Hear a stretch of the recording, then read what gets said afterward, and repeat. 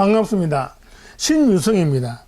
오늘은 금년 10월 19일 중국 사천대학교에서 주최했던 갑골문자 국제학술대회 때 제가 발표한 논문의 일부입니다. 제목은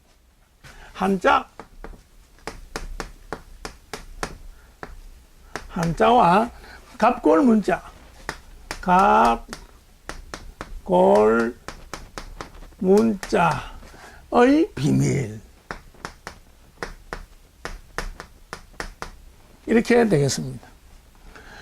모두 알다시피 갑골문자는 옛날 선지자들이 거북이의 껍질에 새겼던 그림 글자인 상형문자입니다. 갑골문자는 한자의 조상이고 현재 사용하고 있는 모든 한자의 비밀을 풀 수 있는 중요한 조자 원리가 들어있습니다. 전 세계 학자들이 갑골문자를 연구하고 있지만은 단지 갑골문자의 다음 단계인 금속문자와 그림으로 연결되어 있는 것만 확인했던데 1000개 정도밖에 없다 입니다. 갑골문자와 한자가 어떤 원리로 연관이 되어 있는지 조자 원리, 글자를 만든 원리에 대해서는 전혀 설명이 없고 단지 집이다, 단지다, 쟁기다, 소다, 뭐 이런 식으로 주장만 할 뿐이지 아무 의미가 없겠죠. 여러분, 갑골문자의 수수께끼를 푸는, 즉 해독은 한자를 사용하고 있는 전 세계 사람들이 쉽게 한자를 배울 수 있는 획기적인 일이 될 것입니다. 지금까지 불어난 한자는 무려 9만 자 이상인데 전부 수수께끼처럼 만들어져 있어서 갑골문자를 해독하지 않으면 그 비밀을 절대로 풀 수가 없겠죠. 근데 계집녀하고 말마자를 합치면 뭐가 되느냐? 자, 계집녀하고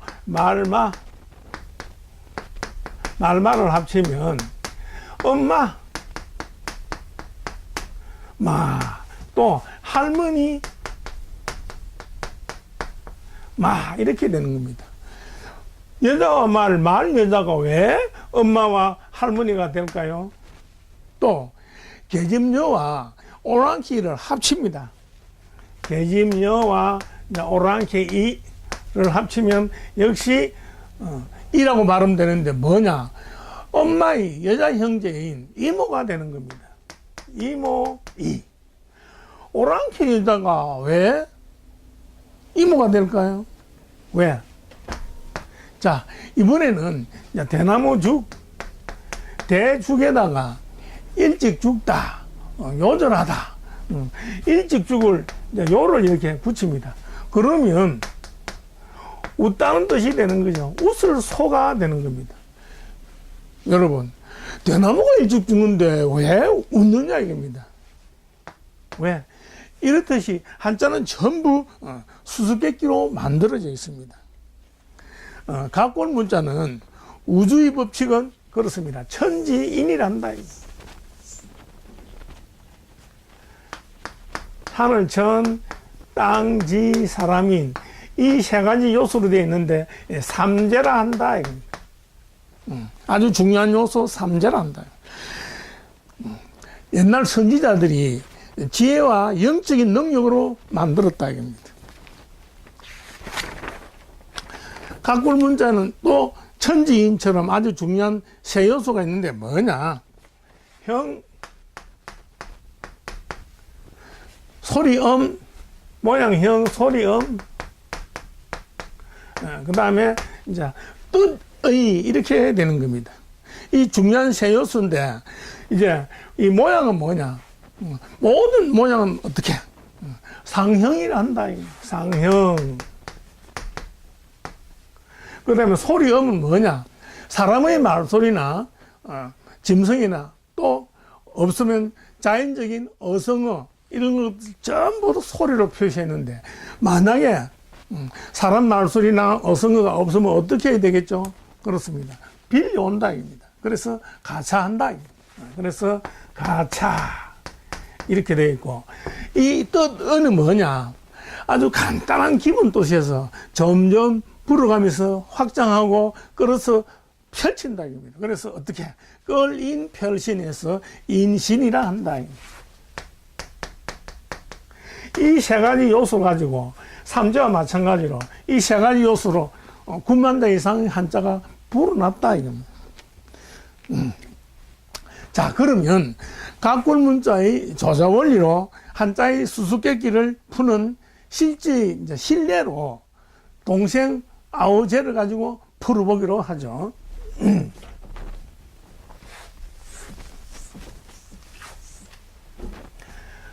동생제다. 이 동생제가 이제 나무하고 이제 결합을 합니다. 그러면 어떻게 되느냐니까 나무에다가 아오제를 이렇게 붙이면 사다리제가 된다. 사다리제. 동생나무가 나무 동생이 왜 사다리제가 될까요? 자, 이번에는 삼수 물이죠. 삼수 물을 붙이는 겁니다. 아오제에다가 딱 이렇게 붙이면 뭐가 되느냐? 눈물 콧물이 된다. 눈물 콧물 체가 되는 거예요. 동생물이 물 동생이 왜 눈물 콧물이 될까요? 왜?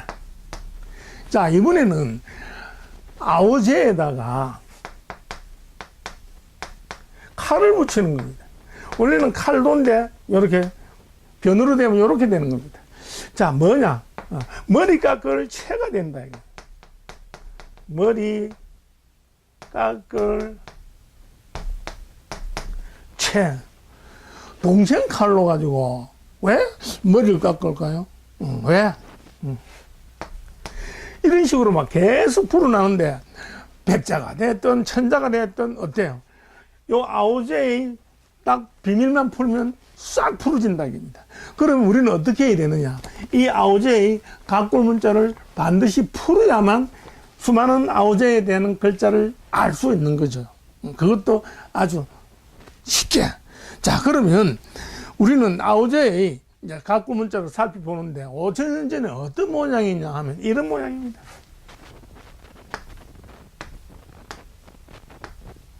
자, 여러분 무엇일까요? 그렇습니다. 잘 모르겠죠. 이 모양은 뭐냐면 이렇게 뾰족하게 돼가지고 꽃피도록 되어 있는데 작살이다 이겁니다. 물고기를 잡는 작살인데 이제 큰 놈을 잡아가지고 도망가면 안 되죠. 어떻게? 이 작살을 잃어먹지 않게 해서 어떻게? 줄로 가지고 묶어야 되는데 이 부분은 위다 이겁니다. 이 부분은 여기 손잡이가 있죠. 힘을 줘서 당기게끔 요 아래가 있는데 이 줄을 어디다 묶으면 좋을까요? 예. 손잡이가 있는 여기다가 힘을 쓸 수 있도록 줄을 여기에 묶어야 되겠죠. 그래서 요 아래 형제 중에 위는 형이고 아래는 동생이다. 동생 아오다 이겁니다. 그래서 점차 변해서 이 아오제가 됐는데 이 아오제는 혼자 단독으로 처음 쓸 때만 동생제 아오제고 이렇게 다른 글자와 결합할 때는 어떻게 숨은 뜻, 즉 핵심이요. 아래라는 뜻을 쓰게 되어 있다. 그래서 우리는 한번 풀어보죠. 자, 사다리제는 동생나무가 아니죠. 어떻게? 아래다. 아래. 아래에서 위로 높은 곳으로 올라가기 좋게 만든 나무로 만든 도구가 그렇죠. 사다리제. 이렇게 되는 겁니다. 자, 이번에는 이제 물이다. 이겁니다. 물 동생이, 동생물이 눈물, 콧물, 채가 아니죠. 어떻게? 아래다. 이겁니다. 아래. 눈이나 코, 눈, 코에서 아래로 떨어지는 물이 뭐냐? 눈물, 채, 콧물, 채. 이렇게 되는 겁니다. 자, 그러면 머리 깎을 채는 동생칼 아니고 뭐? 아래다. 아래로. 머리에서 아래로 떨어지게 머리털을 깎는다. 입니다. 그래서 머리 깎을 채. 이렇게 되는 겁니다. 이렇듯이 이 동생제가 붙은 한자가 아무리 많더라도 어떻게 푼다고? 그렇죠. 숨은 뜻, 핵심 뜻인 아래로 풀면 다 풀리게 되어 있다. 이렇게 쉽게 푸는 것이 바로 갑골문자의 조작 원리다입니다. 자,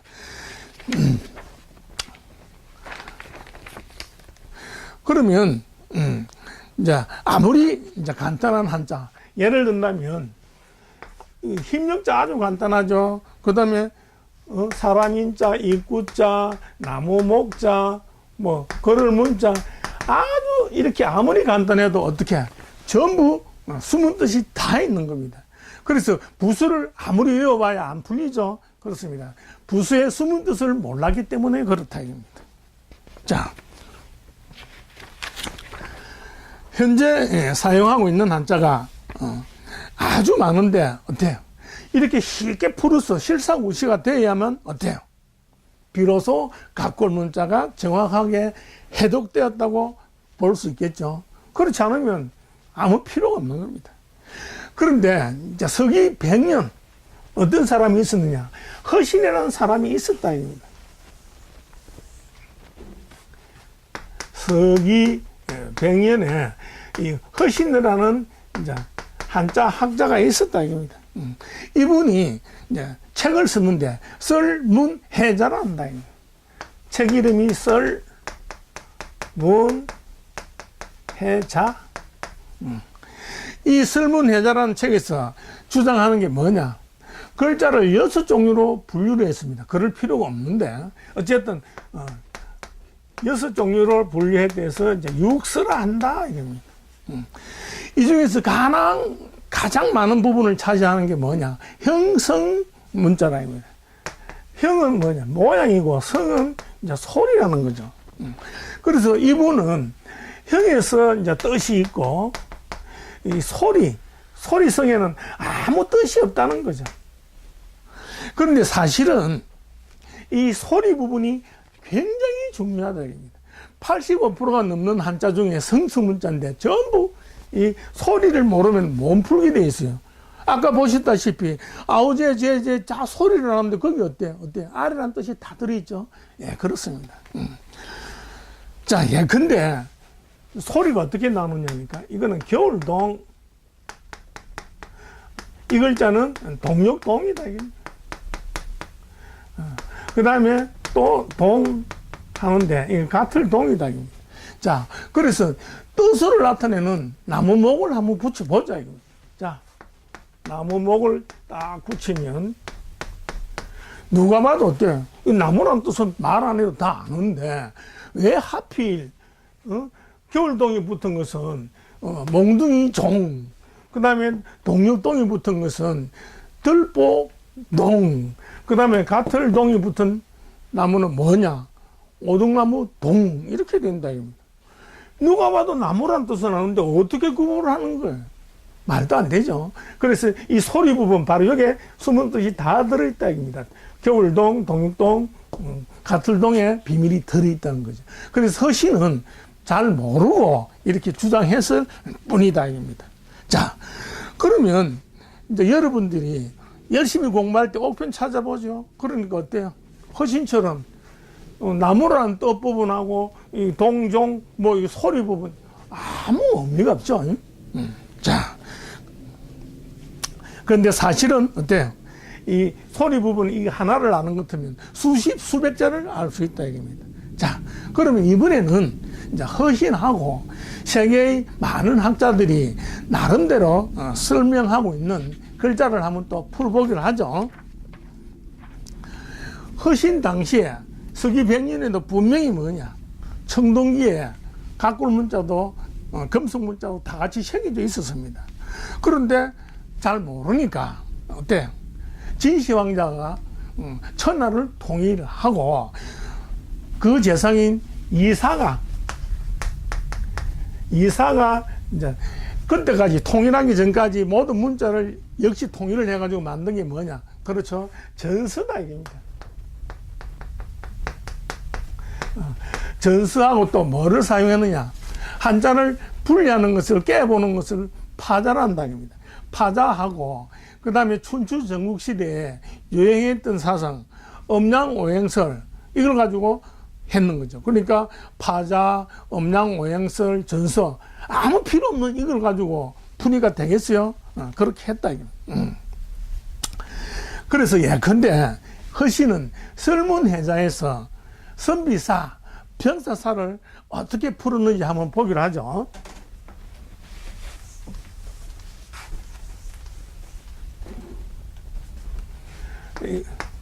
병사사다.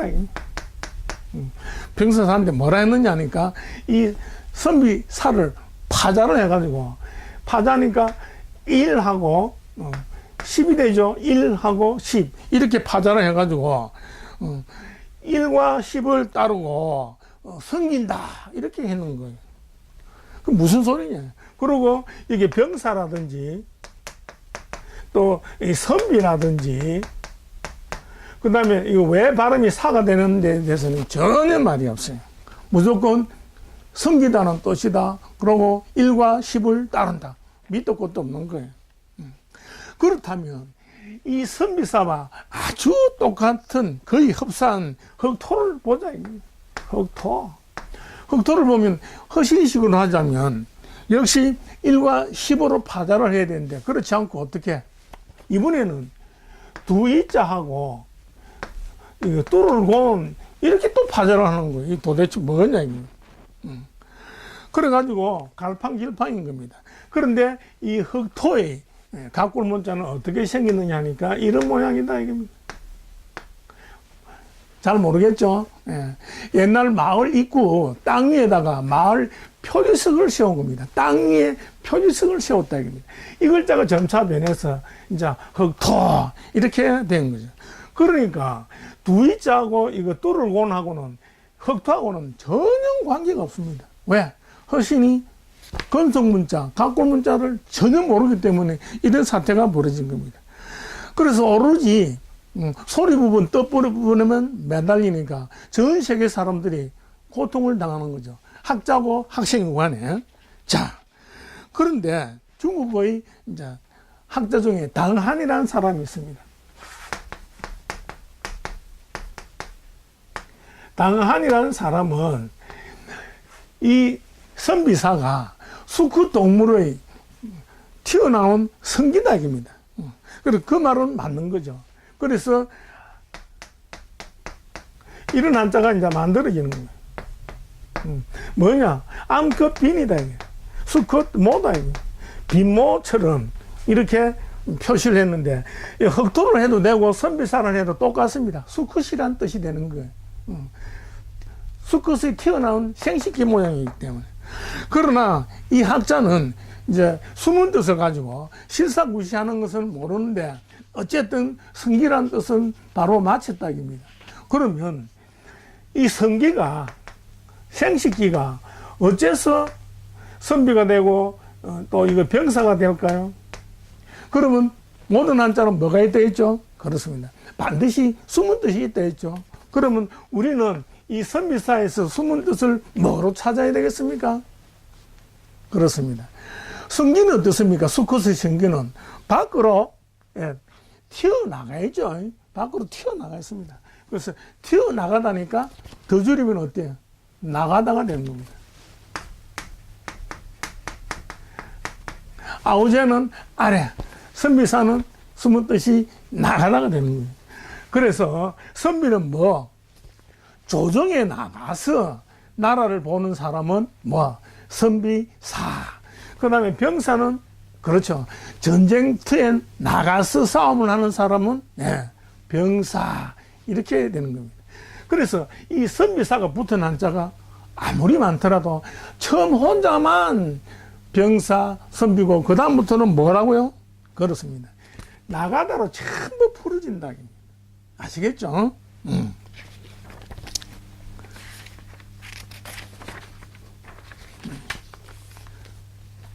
자, 이번에는 아주 세계의 수많은 학자들이 주장하고 있는 걸 또 한번 보기로 하죠. 흰백, 화이트 한번 살펴보기로 하죠.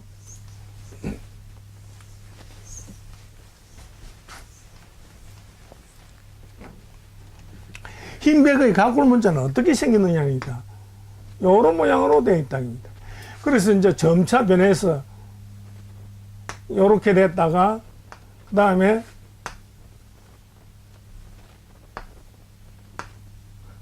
여기 전서입니다. 그 다음에 오늘날 쓰고 있는 이제 흰백, 이렇게 된 거죠. 이 흰백의 가꿀 문자를 두고, 이제 허신은 뭐라 했느냐 하니까, 요 희다 있으니까, 음양 오행설의 서방, 서쪽의 색깔이고, 그 다음에 이 입자하고 파자 해가지고 두 이자로 따르면 된다는 거죠. 밑도 끝도 없이. 어떻게? 안 되는 거죠. 그런데 이제, 유명한 이제 또 중국의 학자 꼬머루라는 사람하고 당한이라는 사람이 있습니다.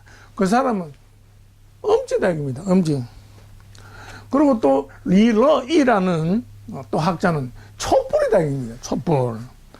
그 다음에 유명한 또 바이두에서는 뭐냐. 뱀혀처럼 혀가 두 개닭이지. 쌍슬이라는, 쌍스. 그 다음에 일본의 아주 고령 학자가 이제 죽었는데 그 사람은 도도 아기야스라는데 뭐냐. 다람쥐 먹이인 도토리라는 거예요. 그리고 또 일본 학자는 또 뭐냐. 바이 시라가와 시즈카라는 학자는 사람의 해골이라기입니다. 해골이 하얗치니까 희니까 해골이다. 이런 식으로 말. 중구난방입니다. 특히 이거 시라가와 시즈카 이 사람은 딱 치는 대로 주술적으로 푸는 겁니다. 무조건 주술적이에요. 말도 안 되죠. 자, 그러면 이 흰백이 뭐냐 이겁니다. 그렇습니다. 흰백이 있는 글자를 딱 살펴보면 우선 어떻게 되어 있느냐. 그 사람들 그 주장들을 하는 것 같으면 하나는 억지로 어떻게 될 수 있어요. 예를 든다면 흰백이라든지 여기 1이 붙으면 일백백이죠. 그 다음에 또 이제 어떤 백, 그 다음에 정박하다 머물 박, 그 다음에 이제 칠박 박수치다 하죠. 그 다음에 또 핍박하다 박, 그 다음에 두려워하다 파, 이런 식으로 일백, 어떤, 정박하다 머물다, 치다 박수, 핍박하다 박, 두려워하다 파 해가지고 막막 나갑니다. 이거 어떻게 감당을 해야 돼요? 안 되는 거죠. 하나는 억지로 됩니다. 두 개 이상 절대 안 되는 거예요. 자, 그래서 다 조사를 해보면 뭐냐. 사실인즉 이 흰백의 가꿀 문자는 뭘 본떴느냐. 살밥 모양을 본떴다 입니다. 살밥. 그래서 이제 살밥이 있는 한자를 또 살펴봐야 되겠죠. 자, 어떻게 되어 있느냐니까.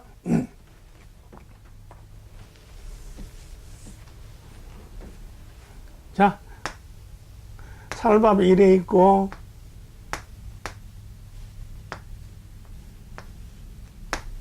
어떻습니까? 살밥이 있는데, 요 그릇이 뚜껑이 있고, 김이 요래 모락모락 나는 모양입니다. 자, 이 가꿀 문자는 무슨 한자가 될까요? 그렇습니다. 맛있게 먹을 수 있죠. 그래서 먹을 식이 되는 겁니다. 먹을 식이 되고, 그 다음에 또 살밥이 있습니다. 살밥이 있고, 이렇게 해가지고, 요런 모양이 되어 있다. 이거. 자, 요거는 이제 사람이 앉아있는 모양이죠. 꿀 앉아있는 모양이고, 요거는 밥상 앞에 사람이 딱 있는데, 자, 무슨 한자로 됐을까요? 그렇습니다. 사람이 밥상 앞에서 언제든지 숟가락만 딱 들면 금방 적시, 적각 먹을 수 있죠. 그래서 적시, 적의 한자가 된다. 적시, 적. 적시, 적. 요거는 밥식, 먹을식, 이렇게 되는 겁니다. 그런데 한자에서는 상둥이 글자가 굉장히 많습니다. 그래서 모양만 보고 무조건 단적으로 하지 말고 확산할 수 있다는 거죠. 여기에 이제 사람이, 이제 한 사람이 딱 있는데, 여기 한 사람 더 있으면 어떻게 될까요? 두 사람이 밥상에 딱 마주 앉아 있는 거죠. 그렇습니다. 시골에서 농사를 지어가지고 밥상을 마주해가지고 배 터지게 먹는 겁니다. 그래서 고향 시골이다 이게. 그래서 시골향 요렇게 되는 겁니다. 요 시골향, 고향이라 그러죠. 요렇게 되고. 그 다음에 또 동서남북 중에서 어느 색깔이, 어느 방향이 가장 중요할까요? 그렇습니다. 해 뜨는 방향 동쪽인데, 여기 동쪽에 앉아있는 사람은 뭐냐? 임금이다, 왕이다. 그 다음에 서쪽은 신하 자리인 거죠. 그래서 이 신하하고 임금이 같이 밥상을 먹으려면 어떻게 해야 됩니까? 벼슬을 해야 되겠죠. 그래서 여기 왼쪽에 앉아있는 사람은 이런 모양으로 변하는 겁니다. 그래서 뭐냐? 요 때는 벼슬경이 된다. 요 하나만 있을 때는 곧 적시적이고 완전히 쌍둥이 글자죠. 이런 식으로 된다 이겁니다. 자, 그러면 이제 한자만 더 해보죠.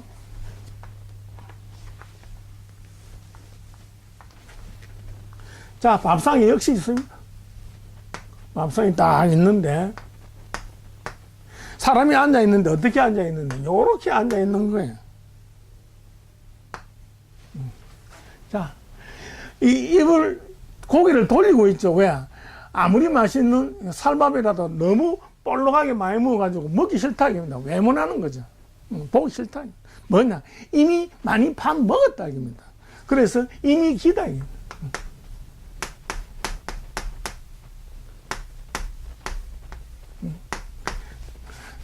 기성품이라 그러죠. 이미 만들어졌다. 이미 배가 부르니까 더 먹기 싫다고 이렇게 고개를 돌리는 모양이 이미 기 이렇게 되는 겁니다. 그래서 흰백과 함께 있는 한자는 어때요? 쌀밥.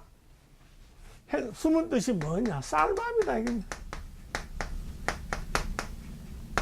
쌀밥이라는 뜻으로 쫙 풀어지게 돼 있다. 자, 숨은 뜻 아리도 있고 또 선비사는 나가다 이번에는 쌀밥 이런 식으로 혼자 쓸 때만 이 쌀밥의 색깔이 희기 때문에 희다고 그 다음에 다른 글자와 결합할 때는 어떻게 전부 쌀밥이란 뜻으로 풀어지게 되어 있다. 자, 그래서 우리는 이제 쌀밥이 하나다. 이게 왜 일백이냐 이게? 그렇죠. 자, 밥을 먹으려면 숟가락이 있어야 되는데 숟가락에 쌀밥을 하나 뜨는데 밥알이 몇 개? 100개 정도 된다 이겁니다. 그래서 100, 100 이렇게 되는 겁니다. 자, 그러면 요 사람이 희다가 아니고 어떻게? 그렇죠. 쌀밥 사람. 옛날 사람들은 잡곡밥보다는 흰 쌀밥이 어떤 맛있다 이겁니다. 그래서 어떤 백, 맛백 이렇게 되는 겁니다. 그렇죠? 자, 이번에는 흰 물이 아니고 뭐 쌀밥 물이다 이겁니다. 쌀밥물이 왜 정박하느냐? 물 위에 배가 이제 갑니다. 가다가 저녁이 돼가지고 이제 쌀밥을 먹어야 되겠죠. 쉬기도 해야 되겠고. 그래서 배가 스톱하고 머물고 정박하고 숙박을 한다 이겁니다. 물 위에 배가 쌀밥 먹으려고 정박하다 머무르다 이겁니다. 이런 식으로 전부 쌀밥으로 다 풀려지게 돼 있다. 그래서 결국 각골 문자의 조작 원리는 아무리 많은 한자가 있더라도 어때요? 쉽고 재미있게 기억할 수 있도록 만들어진 아주 신비하고 훌륭한 그림 글자인 상형 문자다 이겁니다. 더불어 이 한자를 쉽게 익히면 어떻게 되느냐? 상상력이 풍부해져 가지고 여러 외국어, 중국어, 영어, 일본어, 심지어 베트남어까지 세계의 모든 언어까지도 쉽게 습득할 수 있는 기초가 됩니다. 감사합니다.